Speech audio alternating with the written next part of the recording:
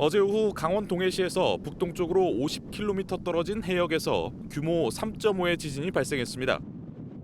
올해 들어 한반도와 주변 해역에서 발생한 두 번째로 강한 지진이었습니다. 발생 깊이가 33km로 땅속 깊은 곳에서 일어나 피해는 없었습니다. 10분 있다가 지진을 좀 느꼈다, 이렇게 흔들린 것 같아, 이렇게 상황이 발생하면 저희가 나가보는데 그런 것도 아니니까. 그보다 앞선 낮 12시쯤에는 인근 해역에서 규모 3.1의 지진이 발생했습니다. 이렇게 크고 작은 지진들이 지난 23일부터 17차례나 발생했습니다. 해저 활성단층이 연관됐을 것으로 추정되는데 이 부근에선 지난 2019년 4월 규모 4.3의 지진이 발생하기도 했습니다. 잇따른 지진에 불안감이 높아지자 행정안전부는 지진 위기경보 관심 단계를 발령했습니다. 지진 대응 부서를 중심으로 비상대응반을 운영해 후속 상황을 면밀히 모니터링한다는 방침입니다. 지진이 반복되고 있는 해역은 강원도 동해시에서 북동쪽으로 50km 정도 떨어져 있습니다. 지난 23일 규모 1.7을 시작으로 오늘 2건이 추가로 발생했습니다.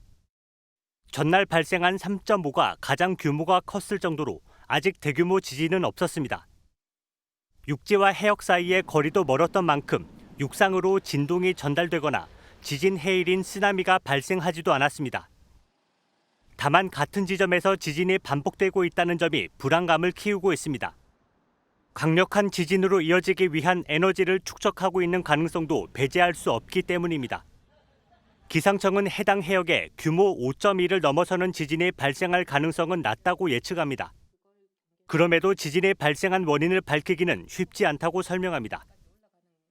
그 지역에 대해서 알려진 단층이 있다든지 다른 여타의 조건이 있는지 하는 것들을 보게 되는데 해역에서 발생한 지진이기 때문에 주변에 알려진 단층이 그렇게 많지가 않은 상황이고 정부 차원에서 해저 단층 조사에 나선 건 지난 2018년이 처음입니다. 영덕과 부산 구간 해저 단층 조사가 지난 연말 마무리됐는데 관련 연구에 지속적인 관심과 예산 지원이 필요할 것으로 보입니다. 동해 묵호항 인근의 논담골길 마을. 최근 동해에서 잇따라 발생한 지진들의 진앙지와 가까운 마을 중 한 곳입니다.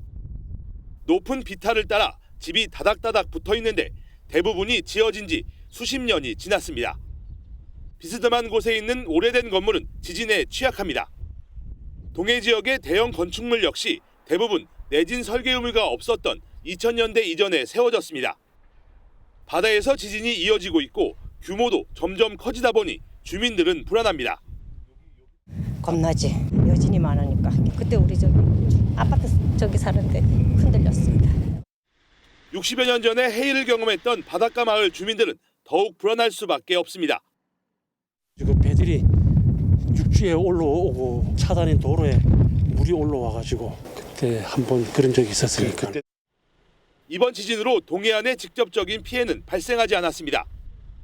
진동을 느낀 사람도 극히 드문 상황이지만 지난 23일부터 동해상에서 발생한 지진이 수십 킬로미터 떨어진 이곳 동해시청 지진계에서도 모두 감지됐습니다. 동해안 각 지자체들은 해안 CCTV 모니터링을 강화하고 지진 규모가 커질 것에 대비해 대피소를 점검하는 등 긴장의 끈을 놓지 않고 있습니다.